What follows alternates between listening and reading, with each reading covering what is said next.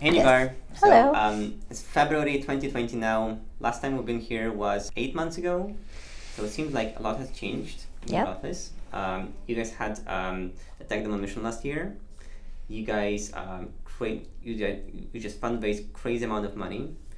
You grew your team and you've done some progress on definitely on your main product, which is Negar. We would love to have an update from you and to deliver the update to our customers.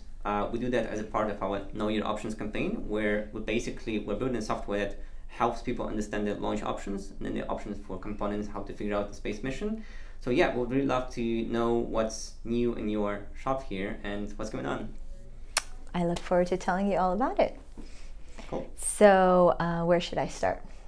Yeah, so let's start with tell us a little bit about what has happened last year, because you had obviously the FAST mission. That was, I think the purpose of that was to demonstrate your core capabilities to raise the orbits of your customers in space. So tell us, how did it go? Of course, yes. So our first mission was called El Camino Real. It was the first time ever that a 16U was deployed into space.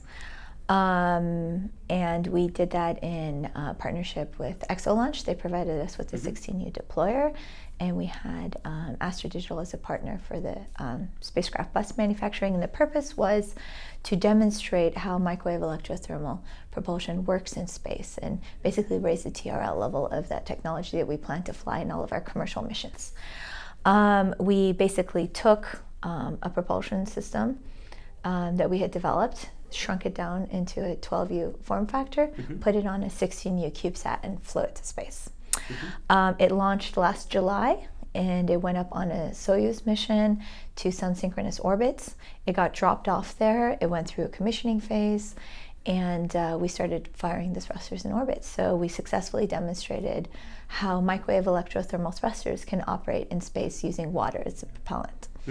So that mission is completed now, and we've gathered results from it. And if any of your customers are interested to see the results and hear more details about everything that we accomplished on the mission, we're happy to release that information under NDA. So as soon as we sign an NDA, we're happy to talk more about what we did there. But yeah, it was great, and it was a great precursor demo to the 2 demos we plan to have this year. So that was my next question. What is the next step in your journey? Right. So after that amazing roller coaster of last year, doing El Camino Real, we have 2 demos planned for this year. We have one planned for August timeframe, and we have another one planned for December. Both of those missions are basically meant to demonstrate the capabilities of our Vigoride platform. Our Vigoride service is basically designed to provide transportation services to our customers inside LEO. So we can provide altitude changes, we can change the phase of the satellite, we can change the inclination, and we're going to be demonstrating all those capabilities on the 2 demo missions we have planned for this year. The first one, which is approximately in Q3 of this year, we'll be flying a smaller version of Vigoride, kind of ESPA class, and we're going to be taking some customers up on that mission that we've already signed. We made an announcement actually this week about SteamJet, which will be one of the customers on that mission. So we're excited to be doing demos with our customers now, where we take them up with us and we deploy them. And in the end of the year, in December timeframe, we're going up on another demo mission, which is meant to do the same things, except in a little larger scale. So, we're connecting to an ESPA Grande port. We have a little larger vehicle intended, again, to do the same demonstrations. We're going to show how we can change altitude. We're going to show how we can phase satellites around, change the longitude of the sending node. So let's say if we get launched at 9 a.m., how we could potentially change it to 10 a.m. or 9:30, or go up or down. We're capable of doing plus or minus 3 hours, so we're going to do some demonstrations to show some of those capabilities in orbit this year. How about the what you can achieve with the altitude change for the orbit? So with the altitude change, we can start as low as 300 kilometers, which is an altitude that's very hard for a lot of people to start at, because you can drop back down and be attracted by the Earth's gravity well quite easily at that altitude. You only survive there for like a week or something if you don't have a a good enough propulsion system. So luckily we do, and we have one with high enough thrust where we can start at that as low as like 300 kilometers, and then we can raise it all the way up to like 1,200 to, you know, potentially even 2,000 kilometers, depending on where we start. And we have delta V capability anywhere from 1 to 2 kilometers per second, and it really just depends on how much payload we're flying on board in terms of, you know, how far we go. We could do like 100 kilometers altitude change in like a week or less. Nice. So it just depends on where we get dropped off and how far the customer wants to go. But we're designing vehicles in actually our roadmap after Vigoride called Arteride that could go all the way to GEO. So we're not very limited in terms of how far we can go. We can use Arteride, which is our next platform, to go all the way to a low lunar orbit, or, you know, do deep space missions with those. So then we're talking like 35,000 kilometers or more. So it just depends on which platform we're using, what time frame, where you start, where you're trying to go. Got it. And each of our class of vehicles is designed to cover a certain service area. So Vigoride, which is the one we're demoing this year, is designed for the LEO environment. Arteride is designed for MEO and GEO and going beyond, for things that would require delta Vs in 5 to 6 kilometers per second. And then we're going to have Fervoride, which can take things up to 10 tons.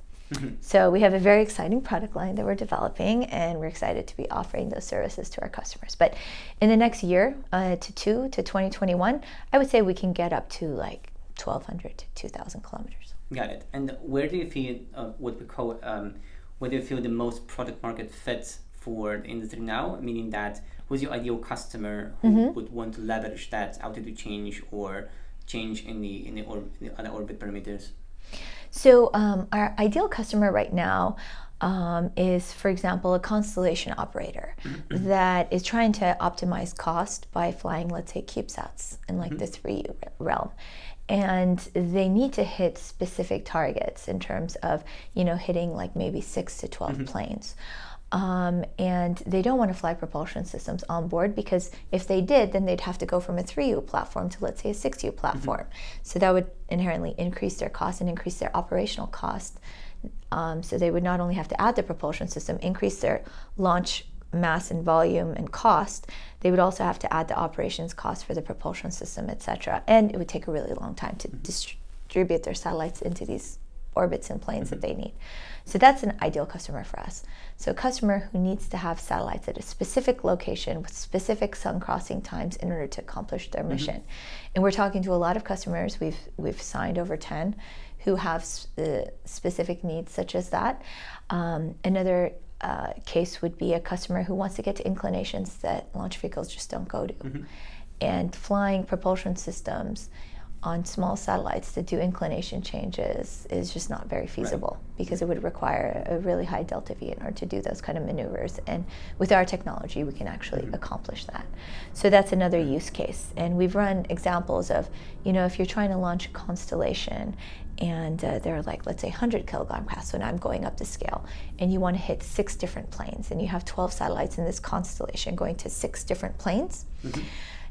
If you wanted to launch this on dedicated rockets, you would have to launch 6 different rockets to hit all these 6 different planes with 2 satellites on each. So let's say it's like $36 million, $6 million a rocket, 6 planes, $36 million.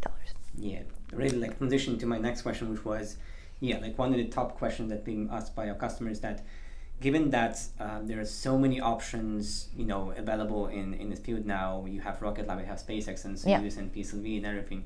So how really is your solution different, especially since you know, you also compete with, I assume, almost all of these launch vehicles? Yes. So what is, like, if I would ask you in a one elevator pitch, like what's the added value and difference between customer looking at rideshare launches on Soyuz, PSLV, on SpaceX against the solution that you provide on missions this year and early next year? Right. So going back to the example I said, so let's say you're a constellation, you have a little larger satellites, they're 100 kilogram satellites, you have to hit those 6 planes. So with Rocket Labs, you would send 6 rockets, $6 million each, $36 million minimum, right? That doesn't even include adapters and anything else you might need. And the propulsion system, you would need to take 1 to 1 plane, you know, to spread the 2 even along that plane. with our solution, you can take advantage of the cheap costs of the rideshare missions that you can get on Soyuz, PSLV, SpaceX, and any other larger, or Ariane.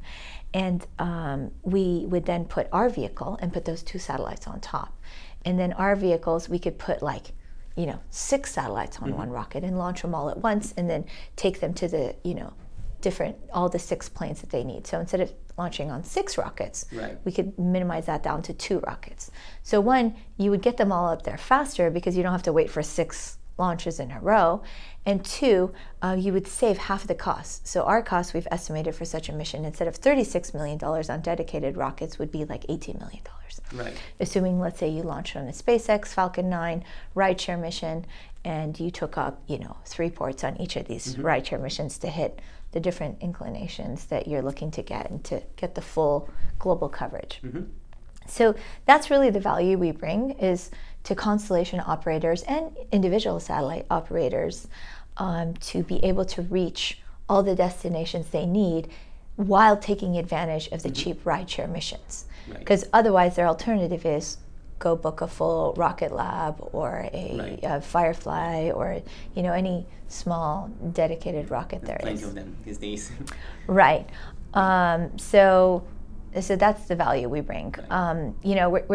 We're really interested also in the larger class dedicated rockets, like Relativity, ABL, etc. Because in that class you can still do ride shares, and still take advantage of a partially dedicated flight, and use them to do similar concepts as what we're talking about. And you touched upon something really important for our customers as well, which is the prices. So we understand you guys are quite aggressive on your pricing strategy. Can you perhaps elaborate a little bit on that? Because we currently see that your solution is actually more affordable than even hitching rides on a rideshare on one of those launch options. So can you tell us what has driven this decision? Like, what is the strategy behind it, behind your really aggressive pricing? Yes. So because we use water as our propellants, and we build our platforms to be as cost effective as possible, we can actually afford, for our cost, not to have so much of an additional price tag on top of the launch. And this was designed intentionally. Like, our goal is to make satellites equivalent in cost to cars. There's no reason why satellites should cost millions and millions of dollars. And that kind of goes along with the whole trend of the small sat industry. So we're trying to kind of go along with that model and try to minimize the cost as much as possible. We can also afford to make our satellites cheaper because they don't have to last for 15 years, right? Their mission life is maybe a year and it's done with its mission. So that's another way we can afford to do the cost model that we do. And yeah, our goal is, it's both in our vision and mission statement to make space transportation as affordable as possible. And not just that, but we want to do that using in-situ resources. So the whole goal of Momentus, and we call it a religion, which is centered around water, is to say we want a resource such as water that we can eventually mine in space. So we don't want these vehicles to be disposable. We want to be able to take them to space, complete the mission, have them go into a parking orbit, go to a station, refuel it with water, go to an asteroid, mine water off the asteroid, use it to refuel, and then continue doing these missions. So that's our vision, and we see ourselves getting there in a few years. We're not doing that today. It's not going to happen in 2020, 2021, but I'm definitely sure that by 2023, 2024 timeframe, we'll be there. So that's how we can really pull this off. And we have partnerships with a lot of launch vehicles. They really see the value in our services. Some of them are even our customers, because basically we enhance their offering. For example, if you're talking about SpaceX or a Soyuz launch vehicle, they can only get to a certain destination and they don't want to continue to turn their engines on and off. What we add is the possibility to be able to aggregate more customers on each launch. So if they have customers that want to go to an SSO 9 a.m. and then they have others that want to go to 11 a.m. and then somebody that wants to be at 6 a.m. or noon, etc. We enable them to be able to aggregate all of these onto the same launch vehicle, because we can then go and transport those customers into the varying longitude of the sending nodes that they want to achieve. You guys definitely put a lot of thought into understanding the needs of the customers, not only now, but in the future as well. It's a great vision, yeah. And you'll see today, most of these constellation operators have had to, they've kind of been crippled by the fact that, we either have to pay a lot of money to get our constellation on orbit, which would delay our return on investment, which is not a feasible solution, or we go on these rideshare missions and just compromise on performance. Right. So we're hoping to solve that problem by allowing them to be able to design optimal constellation deployment schemes that really meet their goals. So if, for example, they need all their constellation to be at 50 degrees in order to cover a certain populated area, we want to enable them to be able to do that and be able to do that affordably so that they can meet their mission, and fast so that they can get the return on the investment. Right. So. And also, you touched upon the important topic here is about return on investment. So obviously, you are very innovative in your approach here for the space logistics. And a lot of concern for our customers is about ensuring and reducing the risks for their inaugural missions. And that's something that we are being asked very frequently. So can you talk about some of the what's the equation between the early adopters that go to your inaugural missions this year and the next year, and the risk profile of those missions? So how can a customer, when can a customer can expect to have an insurance for their satellite, for their mission? Because again, this is really important for our customers, especially if they have either commercial or defense applications or just government missions. It's a big concern for them. I agree 100%, and it's actually a concern for us too. We want to make sure that all of our missions are insurable. The launch providers, like let's say if we launch on a SpaceX mission, you can get insurance for all of the missions we fly on. You can definitely book, our customers can book that directly for the launch. We are also looking at options to offer insurance ourselves, where we book a bulk insurance that includes transport, because there's different elements to insurance. There's a transportation insurance that covers from the point it leaves your office to the point it gets to the launch site. There's a segment that covers the duration of launch integration, and then another one that covers, the launch. So we're looking and working with brokers right now to come up with options for our customers to get coverage even on our missions for the end of this year. And do you think the event of the separation event could be insurable as well? Yes. We are working with the insurers right now to get coverage for those type of things, because we are using standard off-the-shelf deployers from like ISIS or Exolaunch, and ones that have been proven in space for years. Like for example, the ISIS 12U deployer that we plan to fly has flight heritage since 2014. So we don't really, we aren't really adding any risk for the customers in those situations. So we do believe that you can obtain insurance quite easily. And we even insured our first mission, El Camino Real. So we insured the launch for that, and that was no problem. And we intend to offer insurance for our services too. So we are working with both our customers and with the insurance underwriters and brokers to make sure that those options are available for our customers on all of our missions. Got it, yeah.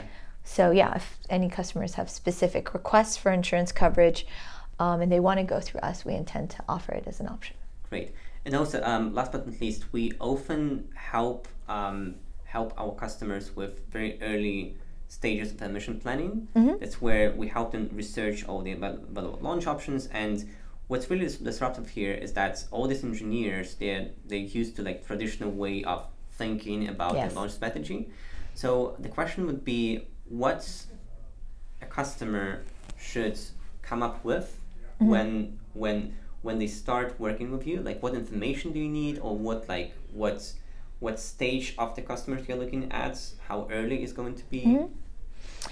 So it is a whole new way of thinking. It's a service that never existed before. Okay. So ideally, a customer, even before they've designed their whole constellation deployment scheme, we want to start working with them at that phase to say, hey, have you considered all these other options to deploy your constellation?